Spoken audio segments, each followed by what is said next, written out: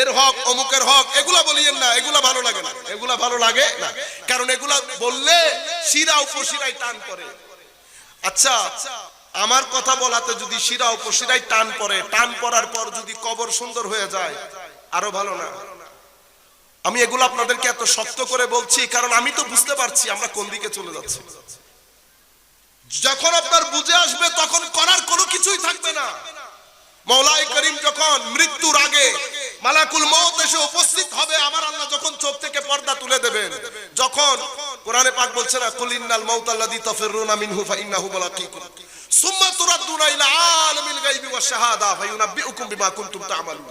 পর্দা যখন উঠে যাবে, আপনারা মৃত ব্যক্তিকে দেখেন না, চোখ একবার বড় করে একবার ছোট করে, এরপরে জান্নাত দেখে যদি মুমিন হয় হাসি দিয়ে পৃথিবী থেকে চলে যায়, হাসি দিয়ে পৃথিবী থেকে চলে যায়।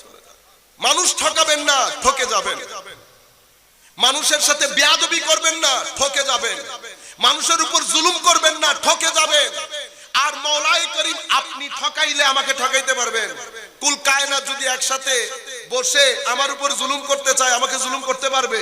যদি আমার মাওলা আমাকে অপমানিত করতে না চান, আপনি করতে পারবেন? করতে পারবেন না।